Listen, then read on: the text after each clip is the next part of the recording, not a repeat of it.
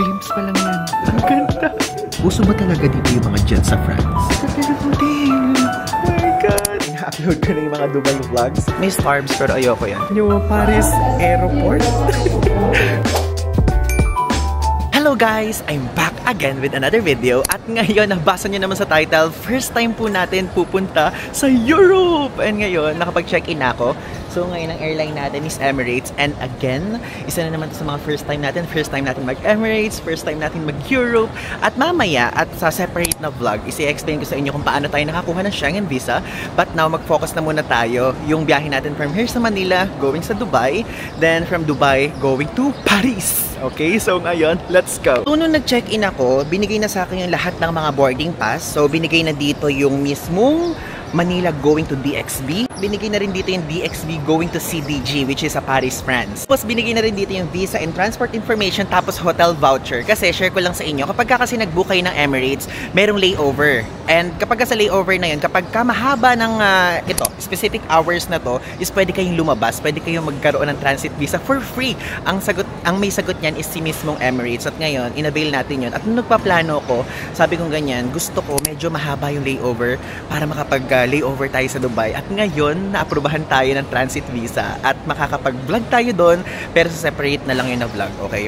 So ngayon, let's go! Magpunta na tayo sa immigration. Also, share ko lang sa inyo na kapag fill out na po ako ng e-travel, and if ever, kung kayo hindi pa nakakagawa nun, yung link is nandito sa mismong screen. And also, online na rin ako nagbayad ng mismong travel tax. 1,620 siya, plus 50 pesos kapag ka-online. And let's go! Immigration! Nga pala, ngayon, andito ngayon tayo sa currency exchange at first time natin magkapapalit kasi gusto ko ay sure na sure tayo. Aside from mag-withdraw tayo doon gamit ang ating ATM is magkapapalit tayo dito from peso to euro. So, ang papapalit natin ngayon, eksaktong 20,000 pesos. So, ayan, nakapagpalit na tayo.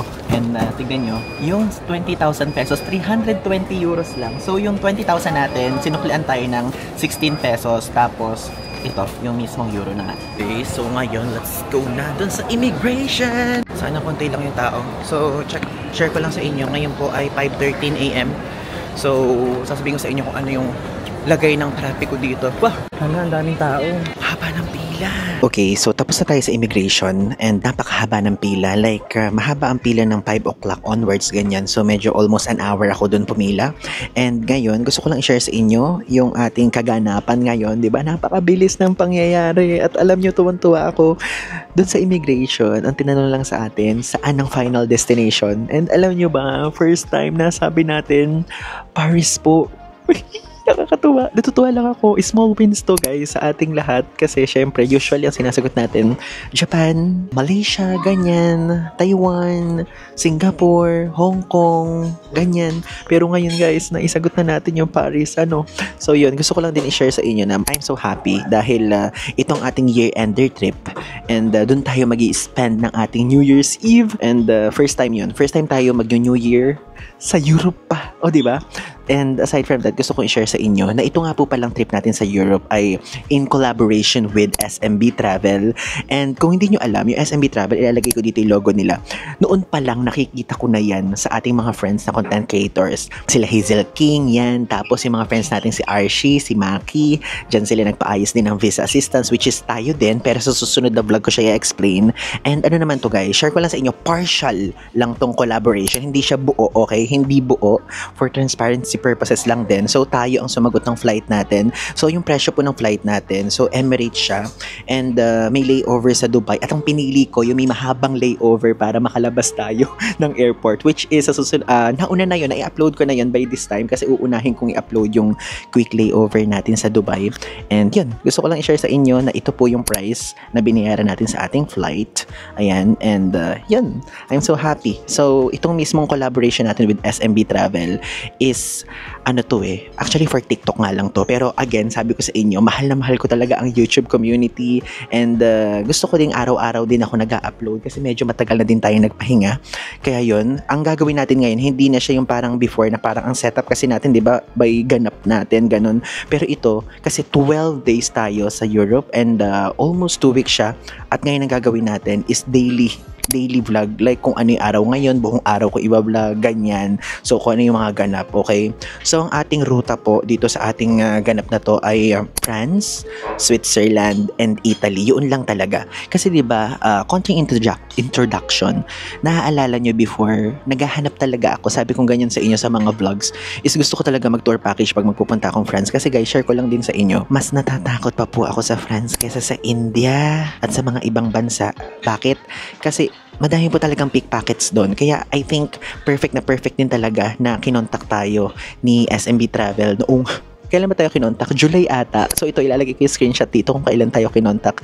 And very lucky tayo kasi isa sa mga sinabi nila France, ganyan. May mga Spain nga, ganyan. Pero kasi guys, ang dream country ko talaga sa mga pupuntahan natin ngayon ay Switzerland. And yung France is gusto ko siya pang tour package. Kasi yung mga gusto ko talagang i-DIY, mga Poland, Croatia, Denmark, yan yung mga gusto ko. Romania, ganyan yung mga gusto kong mga Portugal, yun yung mga gusto kong i-DIY. Pero ito, yung France, kalapit na rin naman yung Italy saka Switzerland. So, isang ikot na lang natin gawin. And aside from that is, I'm so excited din kasi doon sa part ng Italy is mapupunta din tayo ng Vatican. So, abangan nyo yan. Okay, so ngayon kumain na tayo kasi masyado akong na-excite talaga sa mga naging ganap and shinare ko lang sa inyo. And also, disclaimer, kahit po ito ay collaboration with SMB Travel, lahat po ng sasabihin ko dito ay totoo at based sa ating experience, okay? Huwag kayong mag-alala. Ayokong sirain ang tiwala nyo sa akin, okay? So yun, gusto ko lang sabihin sa inyo kasi baka mamaya sabihin nyo, ay collab yan, ganyan. So ganon. Hindi po, okay?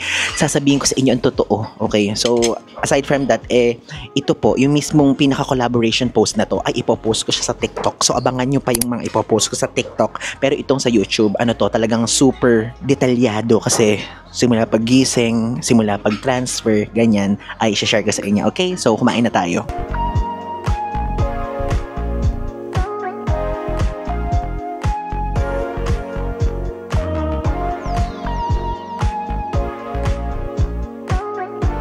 Okay, ayan na, boarding time. Let's go! Ang gate natin, gate 110. Ayan na, sakto. Let's go in. Ito siya, grabe natutuwa ako guys. First time natin sa Emirates. Ayan, iba na ang pintura ng sinasakyan natin. Dati color yellow, color red, at color blue. Siyempre, since first time natin dito sa mismong airplane na to, papakita ko sa inyo kung ano yung mga ganap sa loob, pagkain, ganyan, kung ano yung amenities, kung ano yung mga features ng aeroplano, diba? Ganyan naman lagi. Naalala nyo, ganyan din tayo sa cafe, sa Singapore Airlines. Ayan na, let's go. Nakakatawa. Ayan ang mga business class seats.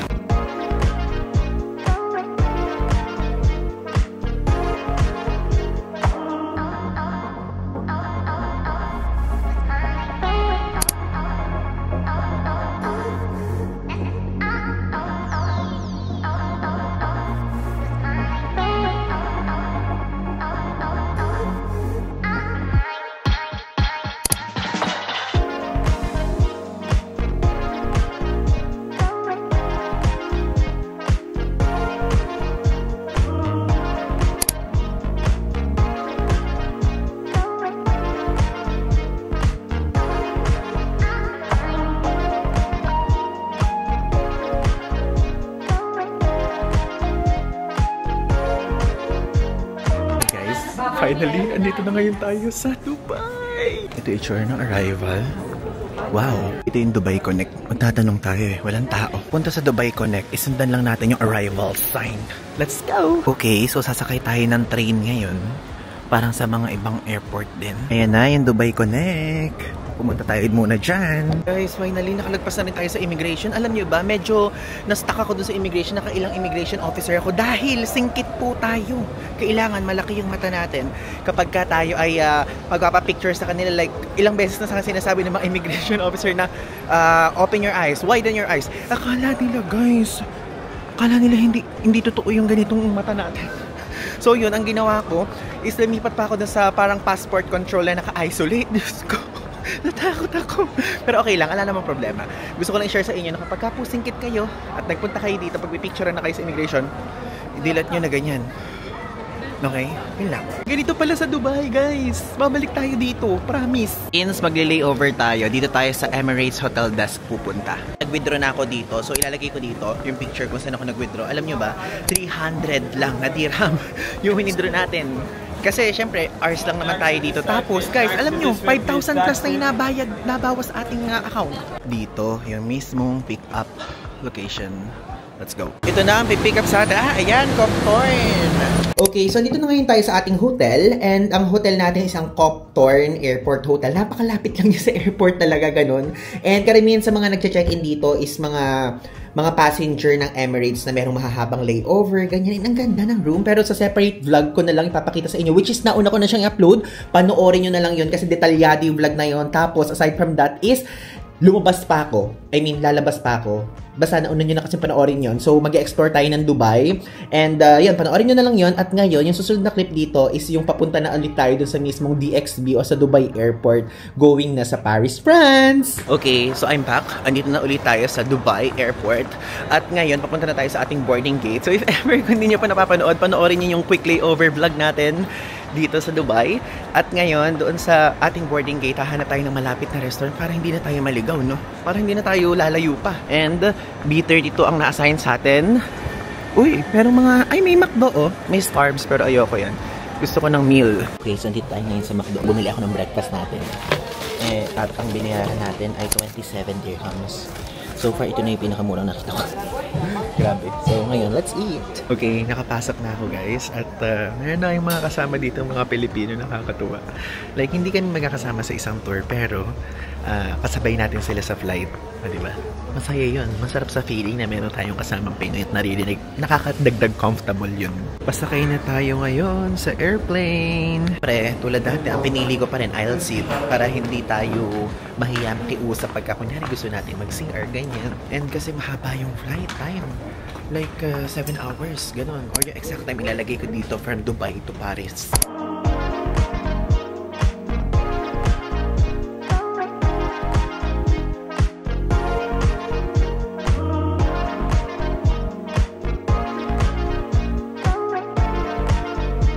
Ito po yung itsura ng toilet dito. Diba? Malumang ang toilet, ha? And ang aircraft natin ngayon ay A380. May salamin dito na full length air. Parang room tour. And welcome to Charles de Gaulle Airport for the time 12. And the temperature is 3 degrees Celsius. Okay guys, so nakapag-landing na tayo at ngayon lalabas na tayo sa aeroplano at gusto ko i-share sa inyo yung yung unang tapak natin sa Europe. Gets nyo yun? Yung parang first step. Okay, mapakita ko sa inyo. Ginawa natin ito sa South Korea pero gusto ko lang ulitin dito.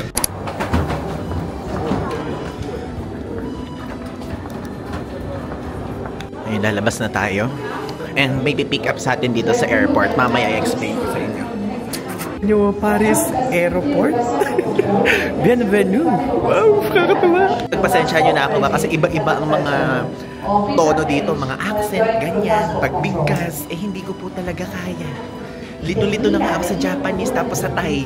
Ngayon manatagdagan pa ng French, German, kasi yun yung karamihang yun yung most sa tao sa Switzerland yun, tapos Italian pa. Kakalito. So nakalagpas na tayo ng immigration at napaka-quick lang, walang ganong tao, tapos alang ganong tanong sa atin. I mean, hindi tayo tinanong, talagang tahimik lang siya, kinuha lang yung passport natin, tinignan yung mismong page ng Schengen Visa, then yan, okay na. So ngayon, dito na ngayon tayo sa baggage claim area.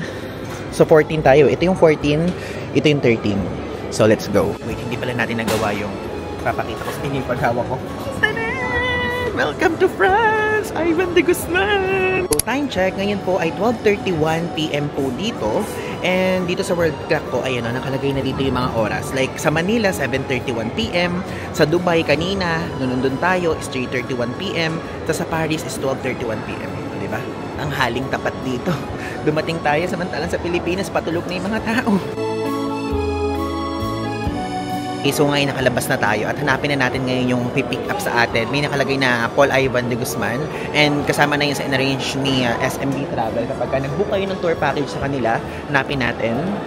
Ayun na may mga ganyang pangalan. Dito sa area na to, as you can see, meron dyang Selecta, tapos meron ditong Paris City Map. Dami oh, daming train lines. Kaya lang sa susunod, pupuntahan natin doon kapag na-familiarize natin ngayon.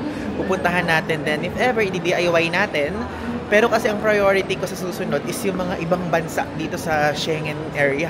Schengen chuchu, di ba? Usapan na pick-up area eh. Sa may Paul na to. So, hanapin natin siya kung asan dito. Paul Ivan? Yeah, that's me. That's me. Ang ating driver. Let's go! Lalabas na tayo. Kailangan na natin mag-ingat. Hindi na to yung parang Japan ganyan. Kasi napakadaming mga news dito. Nakikita nyo naman. Sa TikTok pa lang, nakakapanood ako ng mga videos na may mga snatchan dito. So, dito tayo. Parking. Okay. Grabe yung lamig. Ang lamig. Ibang level yung lamig niya. Parang nasa ano na naman tayo, nasa Sapporo ganon. Question kayo patungkol sa pag-withdraw, ganyan, money exchange, ganyan. Mamaya, sa dulong part ko sasabihin yun sa inyo pagka nakarating na tayo dun sa hotel. Oh my God, may usok! Yun naman, no, ang social. I mean, simple lang siya, pero nasa social ako. Yung harapan, napapanood ko lang to kapag yung mahahabang sasakyan. Yung parang ganitong sasakyan, napapanood ko sa mga movies. At least now, we're here. Grabe. Saglit lang tayong lumabas. Ang lamig na ng cellphone natin. Ganung level. So, date check ngayon po is December 27, 4 degrees. Diba? Ayan yung CDG na airport, oh. Super simple lang yan. Lalo na dun sa loob. After ng immigration, baggage claim lang. Tapos after ng baggage claim, mismo exit na. Yun lang. Walang ganong dami-daming mga restaurants, ganun, or establishments. Though, may mga ATM, may money changer doon. Tapos, merong cafe. Pero hindi yung super dami. Ganun. Ina-expect ko madami kasi syempre Europa to, di ba? Pero hindi ganun madami. Layo guys na airport. Hindi ganoon kalapit. Medyo matagal na kaming bumibiyahe. Siguro mga around 20 minutes na pa din. Grabe, iba yung tama ng araw dito, no? Totoo pala talaga yun. Oh, iba yung tama ng araw, guys. Galing. Tapos yan, tignan nyo doon sa langit. I mean sa sky. Puro mga, ano tawag yun? Puro mga smoke ng mga jet.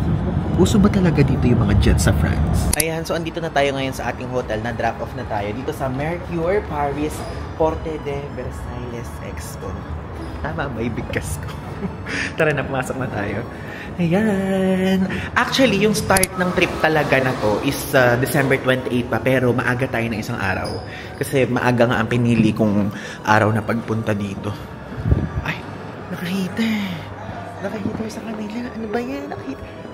Ang ganda ng hotel. Oh my God. Okay, tignan nyo. Ang ganda.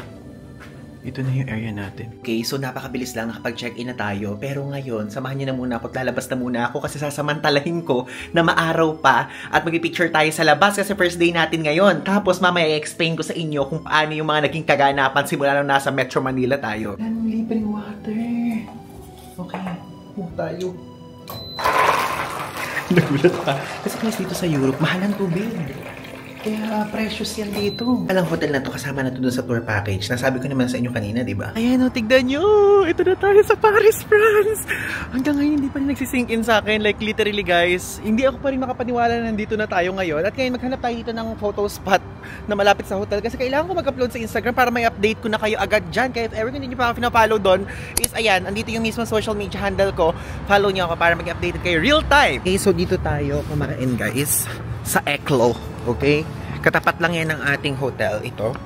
And highly recommended to ng ating mismong hotel front desk. Meron daw dito view yung Eiffel Tower. So glimpse muna yung makikita natin. Ginagawa natin, hindi man lang natin titignan kung magkano yung presyo dito. Talagang pumunta agad tayo. Nirecommend lang ng front desk. May tiwala naman ako sa kanya kasi mukhang mabait naman yung front desk natin. Kaya sana naman hindi ito mahaling euro, no? At gusto ko din kasi maabutan yung mismong view, ganyan. Tapos yung mismong araw. Saan yung brand? Ano nito yan? To. Eklo ang pangalan nito guys. Eklo Paris. Oh my God. Oh my God. Nakita ko na yung Eiffel Tower. May view dito guys. Nakikita nyo. Glimpse pa lang yan. Ang ganda. Oh my God. Bigla sila nag-close. Bigla nag-close. So, andun ako. Order na ako. Tapos nag-close. Maghanap na lang tayo ng ibang resto. Ayan. Tignan nyo. Nakahanap tayo ng bakery. Okay, let's go. Tignan nyo ang presyo. 1.40 euros. Wow. Ano kaya lasa nito? Bumili na lang tayo nito para meron tayong tinapay. Tanong tayo. Guys, medyo na-intimidate ako kasi syempre, bago sa atin to. Tanong tayo. Excuse me.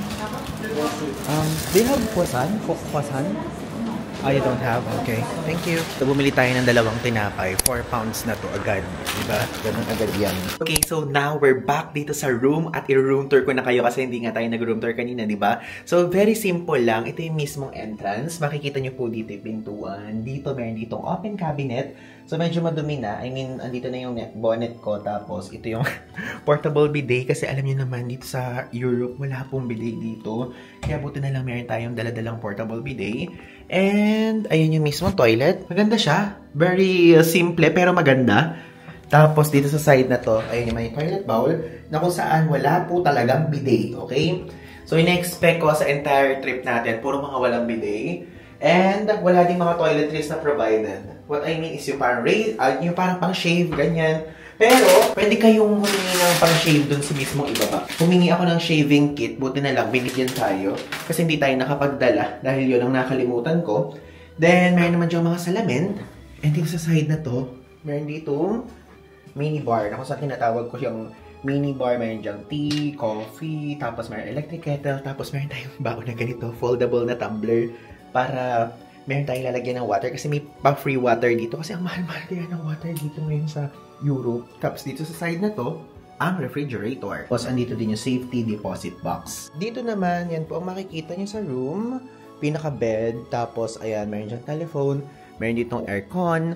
Tapos, ayan, dito po tayo nag-work. Kasi, ina-upload ko na yung mga Dubai vlogs para ma-upload na siya. Tapos, ito yung gamit natin. Actually, medyo nakabukas na lahat ng mga gamit ko kasi gabi na po ngayon dito sa France. Then, ako sanay na ganun. So, ito po yung mismong room na provided doon sa mismong tour package. So, if ever ko mag-a-avail kayo ng same tour package sa akin, is ito po yung makukuha yung room. And, dito, 4 nights ako mag-i-stay.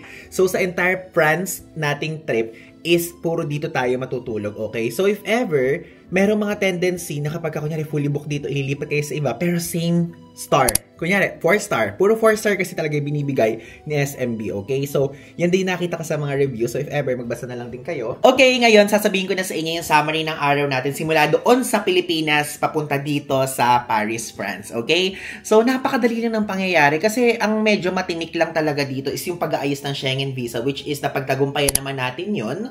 At after nyo din mapagtagumpayan yun, if ever kung magpupunta kayo dito, is madali na lang. Doon sa mismong immigration sa Pilipinas, wala nang ganong tinanong na lang is kung kailan tayo babalik sa Pilipinas. Then, after doon, syempre, nagpunta na tayo ng Dubai. Madali lang sa Dubai, kaya lang, nagka-problema lang ako. Panoorin nyo na lang doon sa isang vlog na kung saan hindi na-identify yung mata. I mean, hindi na-detect yung mata ko kasi masyadong singkit.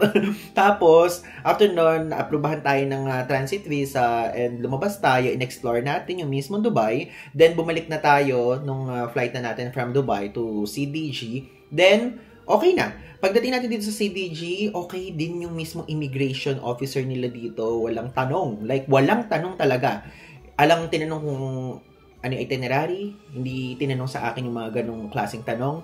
Then, after nun, nakalabas na ako. Doon sa CDG, share ko lang sa inyo, hindi kasi ako nagba-vlog ng gaano. Kasi, aside from, natatakot akong mag-vlog dahil baka mamaya mapagalitan tayo, hindi ko din kasi alam gaano, kung paano umaatake. I mean, kung paano approach ng mga European sa mga ganong klaseng ganap. Kasi first time nga natin sa Europe. Then, after nun, kinuha na natin yung maleta natin. Tapos dun sa mismong labas naman, after ng baggage claim, exit na agad. Tapos dun sa exit is super plain and simple lang ng mismong exit nila dun. Like, meron lang dun currency exchange, meron dun mismong ATM, meron dun mga coffee shops and restaurant, pero hindi ganoon kadami. And makikita nyo din yun if ever kung magpupunta kayo dito sa Paris, France, at kung doon kayo papasok sa mismong airport natin, which is CDG, okay? Then, yun, ganun lang kasimple. Tapos after nun is minute na natin yung ating driver na kung saan inihatid na tayo dito sa hotel natin. And kasama yun doon sa tour package na meron tayo, okay? Tapos, gusto ko lang din i-share sa inyo sa pera. Paano yung pera, Ivan? So, sa pera po, is ako, nagpapalit agad ako sa Pilipinas. Bakit? Kasi merong commission fee dito kapag ka dito kayo magpapalit. So, ang ginawa ko, doon na ako sa Pilipinas nagpapalit. Then, nag-ready din ako sa ating GCash account na kung saan if ever, in case of emergency, mag-withdraw tayo. Then, if ever din naman, kapag ka kunyari ay hindi gumana ang GCash card natin, is meron din naman tayong pera sa ating card, I mean sa savings natin, which is BPI card ang gagamitin ko. Pag hindi pa din kumana, magka-cash advance ako sa Union Bank or sa mismong credit card natin sa BPI. Pero, imposible namang mangyayari yung ganon. Kaya ako, may dala na agad akong euro. Tapos, mayroon na din akong dalang USD. Tapos, may dala din akong peso. So, yun ang ginawa natin. So, very handa tayo sa part na yun. Then, after naman nun, kung wala naman ng kailangang i-withdraw, ganyan, is pwede nang umalis at pumunta na dun sa mismong hotel nyo. And share ko lang sa inyo, meron pong mga ways kung paano po magpunta doon. Kunyari, magdi-DIY kayo ha. Kung magdi-DIY kayo, ilalagay ko dito sa description kung ano yung ways para makapunta sa city center. Pero tayo, meron nga tayong pick up, okay? Then, kapag ka mag-withdraw kayo, ito po yung mga bangko. Ayan, ito yung mga bangko sa France na kung saan legit na pwede nyo pag-withdrawhan at maganda ang rates. Kasi, nagbabasa-basa ako sa online before, bago tayo magpunta dito, na yung mga white labeled na ATM, which is ito yung itsura niya, is kapag dyan kayo nag-withdraw daw, is tawag nila dyan scam. Okay? Ang tawag ng mga tao sa internet dyan is scam.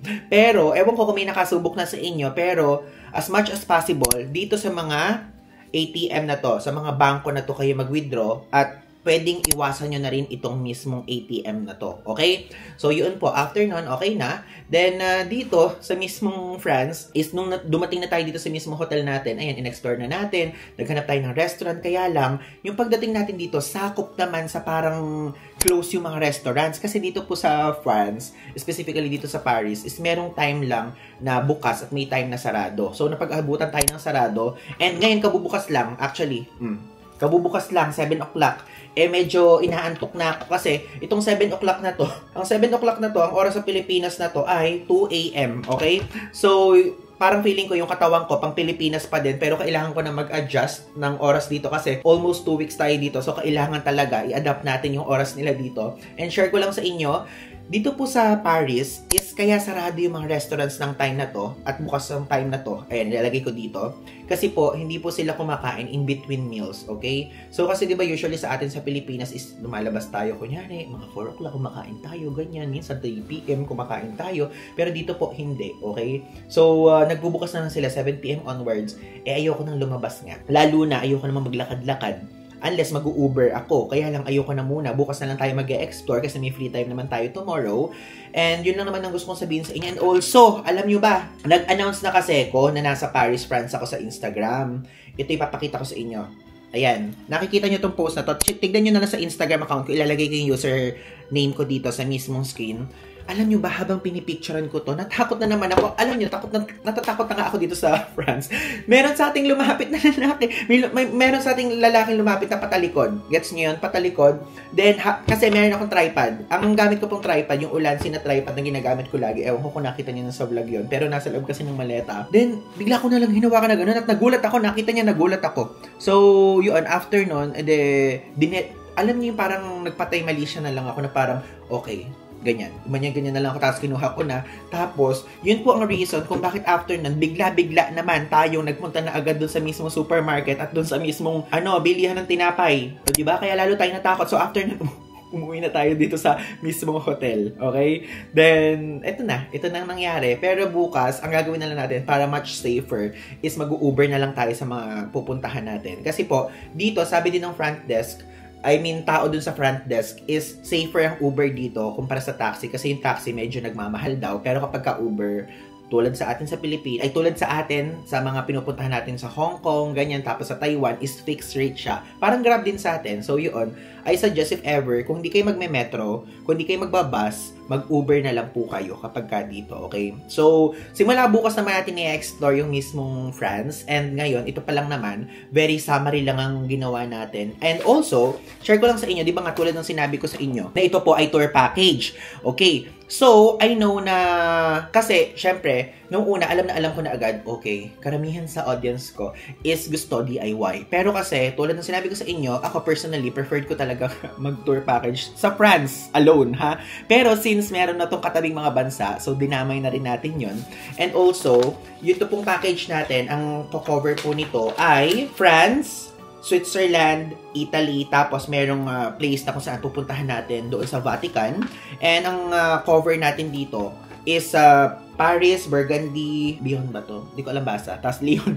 Tapos, yan, Geneva, Zurich, Tapos, Lucerne. Tapos, Milan, ganyan, Rome, Vatican, Pisa. Yan ay mga pupuntahan natin.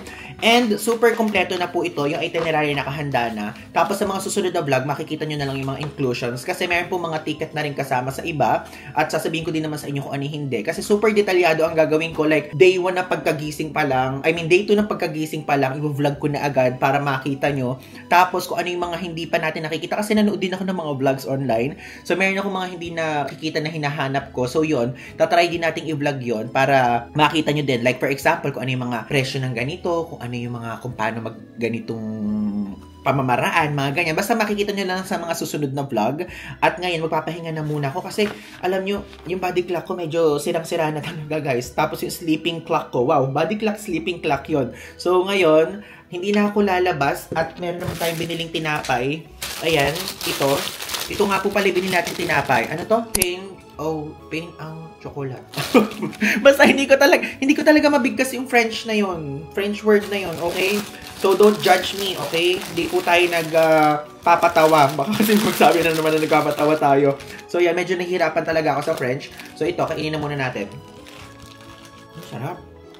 Ang sarap. Ang sarap niya. So ito po, tapos yung isang tinapay na binili natin kanina, which is hindi ko na ata ipakita sa inyo kasi nakain ko na habang kachat ko yung mother ko, is 4 euros po. Okay? 4 euros po. So, nung kinumpute ko, ay mahal. Mahal, almost 300 pesos na. So, yun. 4 euros na po agad ito. So, yun.